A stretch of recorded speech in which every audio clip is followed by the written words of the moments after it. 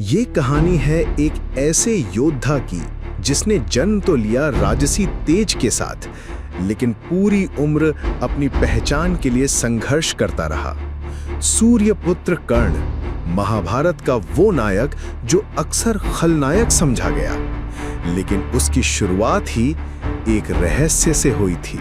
कुंती, कुंभराज की पुत्री, युवावस्था में ऋषि दुर्वासा की सेवा से प्रसन्न होकर एक अद्भुत वरदान प्राप्त करती है। वो वरदान था किसी भी देवता का आह्वान कर उससे संतान प्राप्त करने की शक्ति। जिज्ञासा में परीक्षा लेने हेतु कुंती ने सूर्यदेव का आह्वान किया और तभी एक दिव्य तेज से प्रकट होते हैं सूर्यदेव और कुंती के गर्भ से जन्म लेता है एक स्वर्ण कवच और कुंडल से युक्त बालक, जिसका तेज देखने से ही लोग कांप उठे। हे प्रभु, मैंने ये क्या कर दिया? मैं तो केवल वरदान की शक्ति देखना चाहती थी। अब मैं अविवाहित हूँ। इस बालक को समाज क्या कहेगा? अपने मान सम्मान और डर के कारण कुंती ने बालक को एक संदूक में रखकर गंगा में प्रवाहित कर दिया। निशब्द रोती रही और वो बालक बहता चला गया। गंगा की लहरों पर बहता वो दिव्य शिशु एक सारथी के हाथों लग जाता है। नाम था अधिरथ, हस्तिनापुर के महाराज का रथ हाँकने वाला, पर दिल से बेहद दयालु। उसकी पत्नी राधा ने उस बालक को अपना पुत्र बना लिया। देखो अधिरथ, ये कोई साधारण बालक नहीं। इसके तन पर सूर्य जैसा तेज है, पर हम इसे अपने बेटे जैसा पालेंगे। और तभी उस दिव्य बालक को नाम मिला कर्ण। उसे प्यार से राधे भी कहा गया क्योंकि राधा उसकी माँ थी। कर्ण बड़ा हुआ, शांत, सहनशील, पर आंखों में हमेशा एक सवाल। माँ, मेरे कानों में एक कुंडल क्यों है? और ये जो मेरे सीने पे चमकता रहता है, ये कवच कैसा है? मुझ में बाकियों से कुछ अलग क्यों है? बेटा, ये कुंडल और कवच तेरे भाग्य के साथ आए हैं। तू अलग है क्योंकि तू विशेष है। तेरे अंदर वो तेज है जो शायद इस पूरी दुनिया में किसी में नहीं। पर दुनिया उसे सूत पुत्र कहकर तिरस्कार करती रही, पर कर्ण ने कभी हार नहीं मानी। उसका लक्ष्य था सबसे महान धनुर्धर बनना। कर्ण ने सोचा, अगर मुझे कोई धनुर्विद्या नहीं सिखाएगा तो मैं अपने रास्ते खुद बनाऊंगा। वो पहुंचा गुरु द्रोण के पास, लेकिन वहां उसे जाति की दीवार ने रोक दिया। तुम सूत पुत्र हो, मेरी विद्या केवल राजकुमारों और ब्राह्मणों के लिए है, मुझे क्षमा करो। धनुर्विद्या किसी जाति की बपौती नहीं, एक साधक की लगन ही उसका अधिकार है। फिर कर्ण पहुंचा परशुराम के पास, जो क्षत्रियों से घृणा करते थे पर ब्राह्मणों को सिखाते थे। कर्ण ने झूठ बोला और कहा, मैं ब्राह्मण हूं। एक दिन गुरु परशुराम उसकी गोद में सो गए और तभी एक जहरीले कीड़े ने कर्ण की जांघ काट ली। तेज खून बहा, दर्द असहनीय था, पर कर्ण तस से मस नहीं हुआ। गुरु जब जागे तो देखा जांघ लहूलुहान है और उन्होंने गुस्से में पूछा, कोई ब्राह्मण इतना दर्द सह ही नहीं सकता। तू क्षत्रिय है ना? गुरुदेव, मैं ब्राह्मण नहीं हूँ, लेकिन मैं केवल विद्या चाहता था। कृपा करके मुझे क्षमा करें। तुमने मुझसे छल किया, इसलिए मैं तुम्हें श्राप देता हूँ। जब युद्ध में तुम्हें अपने ज्ञान की सबसे ज्यादा जरूरत होगी, तुम उसे भूल जाओगे। यही तुम्हारी सजा है। ये श्राप बना कर्ण की नियति का सबसे बड़ा दुख और आगे चलकर उसकी मृत्यु का कारण। अब कर्ण बन चुका था एक शक्तिशाली धनुर्धर, शस्त्र विद्या में अर्जुन से भी टक्कर लेने वाला योद्धा। तब हस्तिनापुर में एक भव्य धनुर्विद्या प्रतियोगिता रखी गई, जहां अर्जुन ने चमत्कारी कौशल दिखाया। लेकिन तभी एक अनजान योद्धा मंच पर आया, वही कर्ण।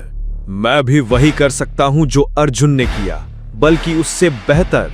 कर्ण ने वो सारे करतब दोहराए, कुछ को तो और भी अधिक सुंदरता से। सभा में तालियां गूंज उठी, लेकिन तभी कृपाचार्य ने एक सवाल उठाया। तुम कौन हो? तुम्हारी जाति क्या है? क्योंकि केवल राजकुमार ही इस प्रतियोगिता में भाग ले सकते हैं। फिर वही जाति का बंधन। कर्ण चुप था क्योंकि वो सच जानता था पर कह नहीं सकता था।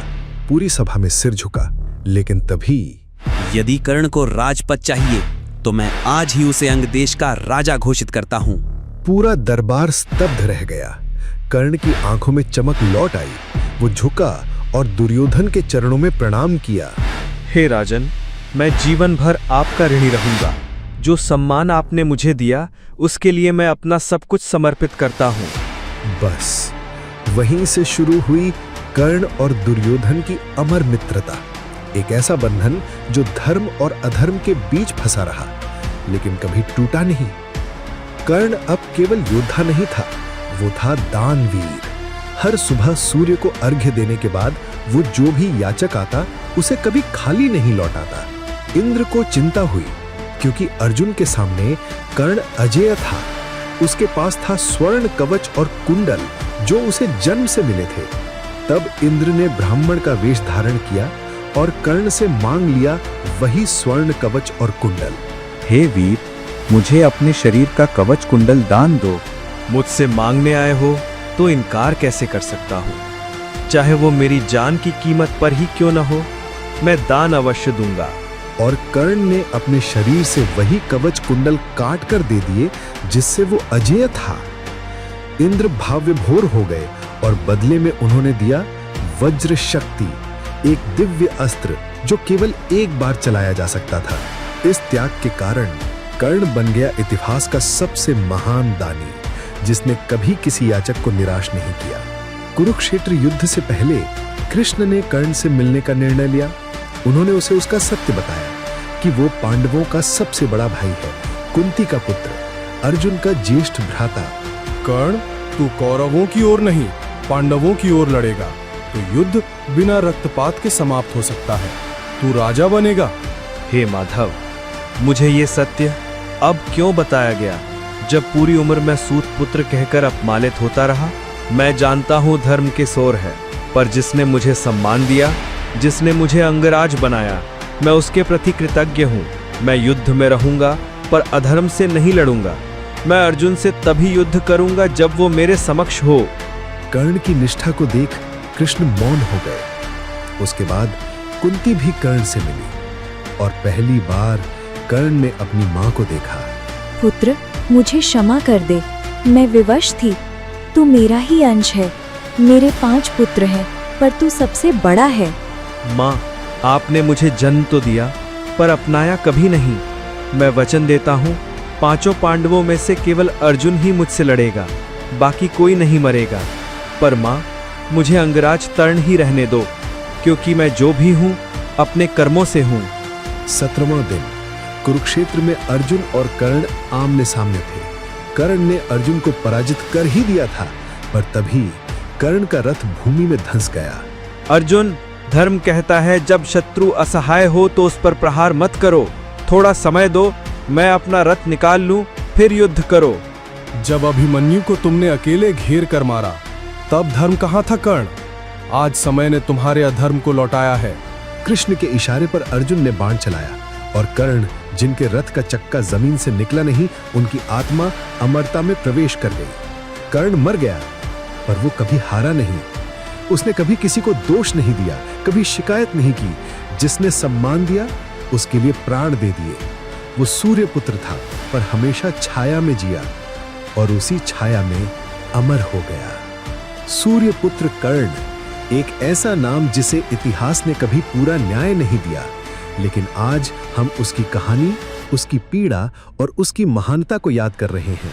अगर इस वीर गाथा ने आपके मन को छू लिया हो तो इस वीडियो को लाइक जरूर करें, अपने दोस्तों, परिवार और बच्चों के साथ शेयर करें, ताकि कर्ण जैसे किरदार केवल किताबों में नहीं, हमारे दिलों में भी जिंदा रहें। और ऐसी ही गहराई से भरी कहानियों के लिए हमसे जुड़िए स्टोरी मैट्रिक्स यूनिवर्स के साथ। सब्सक्राइब कीजिए और वो घंटी जरूर दबाइए ताकि हर अगली कहानी आपके दिल तक सीधे पहुंचे।